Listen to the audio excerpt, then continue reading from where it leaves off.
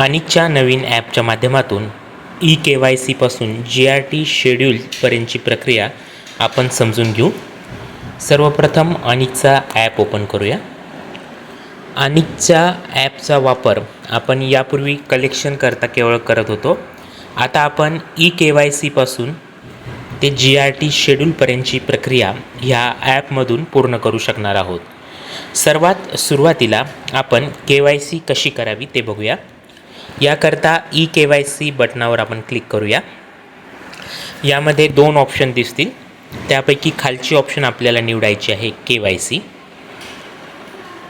यामध्ये तीन ऑप्शन दिसतील, QR कोड, OTP स्किप आणि स्किप. भविष्यामध्ये आधार कार्ड केवळ स्कॅन करून आपल्याला KYC करता येणार आहे, परंतु सध्या ही सुविधा नाही, त्यामुळे आपल्याला स्किप ही ऑप्शन यूज करायची आहे मधली. ही ऑप्शन यूज केल्यानंतर आपल्यासमोर आपल्या ग्राहकाची KYC करण्याचा संपूर्ण फॉर्म ओपन होईल. आपण आता हा फॉर्म भरू. डेमो म्हणून एका युनिटचं नाव इथे घेतलं आहे. इथे आपल्याला लॉग इनमध्ये आपलेच युनिट दिसेल. तर या पद्धतीने युनिटचे नाव वरती दिसेल. त्यानंतर आपण कस्टमरचे नाव एंटर करू. कस्टमरचा प्रकार JLG SHG, तर JLG. इथे आपल्याला गावाचे नाव घ्यायचे आहे. इथे गावाचे नाव एंटर करू. इथे कस्टमरचे नाव,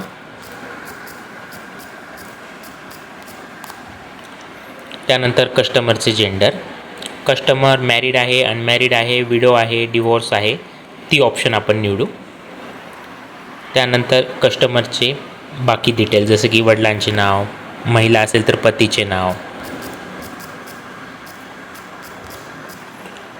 त्यानंतर कस्टमरची डेट ऑफ बर्थ आपल्याला सिलेक्ट करायची आहे. प्रेस केलं की त्या वर्षात आपण डायरेक्टली जातो. कस्टमरने किती लोन अमाऊंटची डिमांड केली आहे ती अमाऊंट इथे टाकूया. त्यानंतर मग को ॲप्लिकंटचे नाव, सहकर्जदाराचे नाव, त्यानंतर सहकर्जदाराची जन्मतारीख,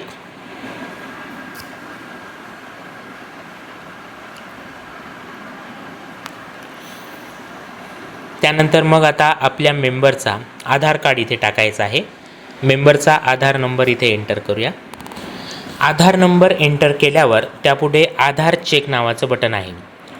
हे बटन चेक केल्यानंतर सॉफ्टवेअर आपल्याला सांगेल की हे नवीन आधार आहे, तुम्ही याची प्रक्रिया आता पुढे नेऊ शकता. आणि हे जर आधार जुने असेल किंवा ह्या कस्टमरने अगोदर जर लोन घेतला असेल तर KYC फॉर्म होणार नाही, त्याकरता रिन्युअलची प्रक्रिया करावी लागेल. तर नवीन कस्टमर असेल तर this is new Aadhaar please process आलं की आपण पुढची प्रक्रिया करू शकतो.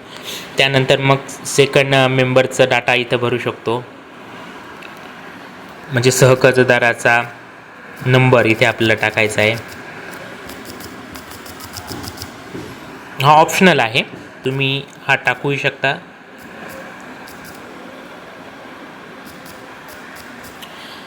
त्यानंतर मग बाकी ऑप्शन इथे आहे. पोस्टल पिन, मग त्या कस्टमरचा मोबाईल नंबर आणि कशाकरता तो लोन घेतो आहे. तर ॲग्री असेल तर ॲग्री बिझनेस आपण इथे टाकू शकतो. मग कस्टमरचा डिटेलमध्ये ॲड्रेस,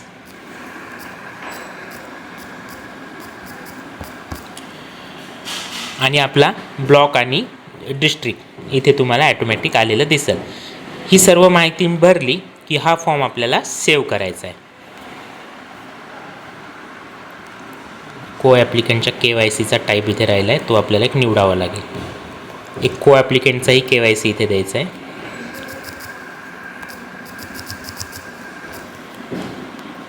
जी माहिती फॉर्मवर बाकी राहिली ती आपल्याला पॉपअपने येईल समोर. आता इथे म्हणतं की प्लीज चेक ॲड्रेस, तर ॲड्रेस डिटेलमध्ये टाकायचा आहे. तर ॲड्रेस संपूर्ण टाकला की मग आपल्याला ती माहिती संपूर्णपणे सेव्ह होईल.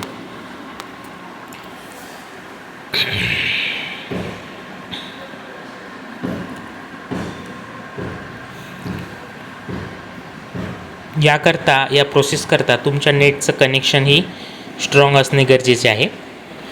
आता हा फॉर्म आपल्या सॉफ्टवेअरमध्ये सेव्ह झालेला आहे.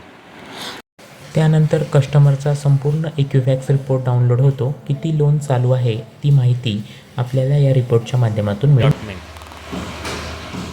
त्याला एक ग्रुपला आपल्याला जोडायचं. गावाचं नाव घेऊया गंगापूर, ते सबमिट करूया. सबमिट केल्यानंतर ह्या गावात जे जे मेंबर आपण ॲड केले KYCनी त्यांची नावे दिसायला लागतील. यापैकी हा जो मेंबर आपण ॲड केला आहे त्याला सिलेक्ट करू. आता याला कुठल्या ग्रुपला जोडायचं आहे त्याचं नाव इथे आपण घेऊया. आता हाजी मलंग MBG ह्या ग्रुपला मला याला जोडायचं आहे. इथे आपण मॅप, जी प्रक्रिया आपण वेबवर करत होतो त्याच पद्धतीची ही प्रक्रिया आपल्याला इथे करायची आहे.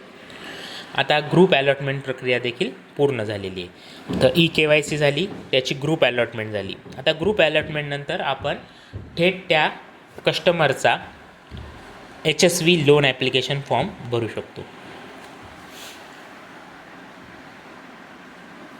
HSV फॉर्मला क्लिक केल्यानंतर संपूर्ण फॉर्म डाउनलोड होईल.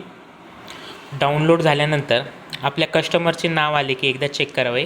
डाटा प्रोसेससाठी 1 मिनिटाचा वेळ लागतो. अजून इथे नाव आले नाही तर एकदा पुन्हा होम स्क्रीनवर जाऊ. त्याला बॅक करूया. बॅक केल्यानंतर पुन्हा एकदा HSVवर जाऊया. नवीन HSVचा डाटा पूर्ण एकदा लोड होतो, कारण डाटा हा एका स्क्रीनवरून ट्रान्सफर होत असतो दुसऱ्या स्क्रीनवर. तर आता आपल्या कस्टमरचे नाव इथे आलेलं आहे, त्या नावावर आपण क्लिक करायचं. आता ते क्लिक केल्यानंतर आपल्याला आपला पूर्ण कस्टमरचा ॲप्लिकेशन फॉर्म आपल्यासमोर ओपन होतो. तर हा फॉर्म आता आपण फिलअप करूया. यामध्ये गाव, गट हे ॲटोमॅटिक आलेलं आहे कारण आपण गटाची जोडणी इथे केली. आता डायरेक्टली कस्टमर आपल्यासमोर असेल तर थेट फील्डमधून त्याचा फोटो घेऊ शकतो. यामध्ये 2 ऑप्शन येतात की त्याचा फोटो घ्यायचा की गॅलरीतून फोटो इथे अपलोड करायचा. इथे टेस्ट म्हणून मी एक फोटो घेतो. कॅमेरा डायरेक्ट ओपन होतो. कॅमेरा ओपन झाल्यानंतर आपण डायरेक्टली फोटो क्लिक करू शकतो. क्लिक केल्यानंतर कस्टमरचा फोटो, त्यानंतर कस्टमरचा आधारही तुम्ही जागच्या जागी घेऊ शकता. त्याचाही थेट फोटो काढू शकता, तोही अपलोड करू शकता. त्यानंतर आधारची बॅक साईड,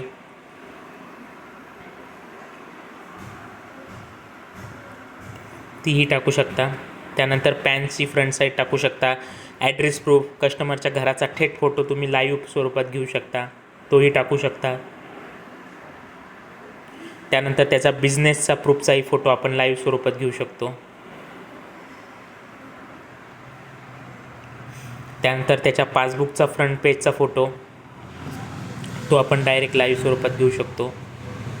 म्हणजे सर्व गोष्टी लाईव्ह तुम्हाला फील्डमधूनच कॅप्चर करता येतील. पासबुकची मधली बाजू, त्यानंतर को ॲप्लिकंटच्या आधारचा फोटो, सहकर्जदाराचा आधार, तोही डॉक्युमेंट डायरेक्टली लाईव्ह घेऊ शकतो. सहकर्जदाराच्या आधारची बॅक साईड, तीही लाईव्ह घेऊ शकतो. कास्ट सर्टिफिकेट गरजेचं असेल आणि मग घराचा फोटो, त्याच्या घराचा थेट फोटो कस्टमरसह, तोही लाईव्ह स्वरूपात घेऊ शकतो. त्यानंतर मग बाकी आपण भरलेले आधार वगैरे डिटेल आपल्याला दिसतात. त्यानंतर मग बाकी डिटेल ॲटोमॅटिक फिल्ड झालेले, जे फिल्ड नाही ते आपल्याला आता इथे पूर्ण ॲड्रेस KYC प्रमाणे त्याचा घ्यायचा आहे. तर डोर नंबर आपण 25, स्ट्रीट नेम, इथे लँडमार्क टाकू शकतो, नियर गणेश टेम्पल, ठीक आहे. बाकी ही सगळी माहिती इथे भरू शकतो. आता त्याचा करंट ॲड्रेस, KYC ॲड्रेस आणि करंट ॲड्रेस 2 ॲड्रेस असतात. आता वरचा ॲड्रेस जर सेम असेल तर आपण यस म्हणलं की खालचा ॲड्रेस ॲटोमॅटिक भरला जाईल, तो तुम्हाला पुन्हा भरण्याची गरज नाही. आता त्याच्या व्यवसायाचे तपशील, त्याचं मासिक उत्पन्न वजा त्याचे काही इतर हप्ते, ते वजा जातात त्याची सेविंग किती होते ते इथे कॅल्क्युलेट होते. त्यानंतर त्याचा पिनकोड, त्यानंतर मग बिझनेस त्याचा स्वतःचा आहे की रेंटेड आहे ती माहिती घेऊ शकतो. जिथे जिथे आपल्याला स्टार लिंक आहे ती माहिती भरणे आपल्याला कंपल्सरी आहे. इतरही माहिती आपल्याला आवश्यकच आहे. आता त्याच्या बिझनेसचं स्वरूप, जागा स्वतःची आहे, भाड्याची आहे, किती वर्षापासून तो हे बिझनेस करतो, तो आकडा तिथे टाकू शकतो. फॅमिलीमध्ये एकूण मेंबरची संख्या किती आहे, त्याच्यावर अवलंबून असणाऱ्या मेंबरची संख्या किती आहे, मग नॉमिनीचा मोबाईल नंबर,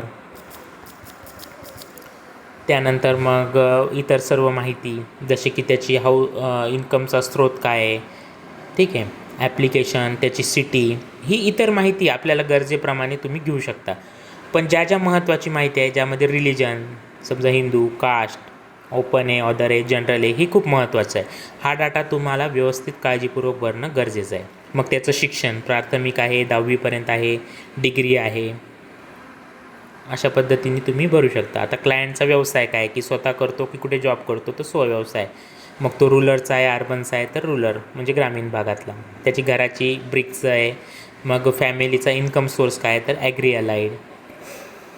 मग जो काही नॉमिनी भरला आहे तो कोण आहे, त्याच्याशी नातं काय आहे, ही सगळी माहिती. मग लोनचं आपलं प्रोडक्ट, कुठल्या प्रोडक्ट अंडरगट तो लोन घेत आहे, ते प्रोडक्ट ते सिलेक्ट करतो. लोनचं पर्पज काय, कशासाठी आता तो लोन घेतो आहे, ती माहिती टाकू शकतो. मग शेवटी त्याच्या बँकेची माहिती, बँकेचं खातं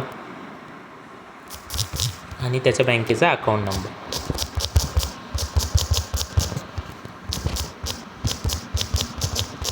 अशा पद्धतीने त्याचा पूर्ण फॉर्म भरू शकतो. तो भरला की आपल्याला आपल्या CVचं नाव वगैरे तुम्हाला तिथे दिसतं. मग याला नेक्स्ट करायचं आहे. आता काही जर भाग राहिला असेल फॉर्ममध्ये तर पॉपअप आपल्याला सांगतो की तो भाग तुम्ही फिलअप करा. ठीक आहे, नेक्स्ट केलं की नेबरचा फीडबॅक जर घ्यायचा असेल तुम्ही घेऊ शकता किंवा याला स्किप करू शकता. फॅमिलीचे डिटेल अजून टाकायचे असतील तर ॲड करू शकता किंवा स्किप करू शकता. हाऊसहोल्ड इन्कमची अजून डिटेल घ्यायची असेल घेऊ शकता किंवा मग सेव्ह करू शकता. हे सर्व सेव्ह केलं की आपला हा फॉर्म पूर्णपणे सर्व्हरवर अपलोड होतो. हे अपलोड होईपर्यंत हा मेसेज येईपर्यंत आपल्याला थांबायचं आहे. हाऊसहोल्ड इन्फॉर्मेशन सेव्ह सक्सेसफुली झालं की इथे क्लिक करायचं. आता क्लिक केलं की पुन्हा आपल्याला होम स्क्रीनवर यायचं आहे.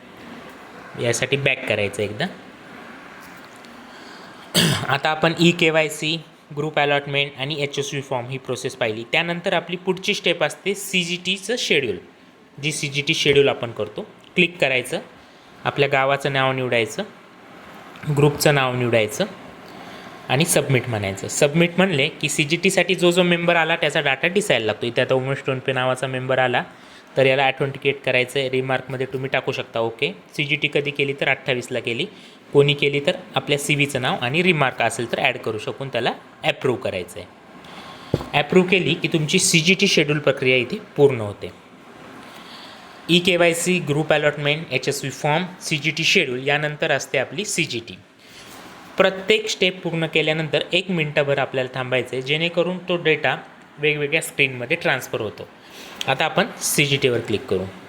CGTवर क्लिक केलं की ग्रुप सिंक्रोनाइज होऊन डाउनलोड सक्सेसफुली असा मॅसेज येतो व त्या ग्रुपचं नाव दिसतो ज्याची CGT केली. त्याला Day 1 निवडून CGT म्हणायचं. CGT म्हणलं की मग पुन्हा त्या मेंबरचं नाव, तो उपस्थित होता का, ओके.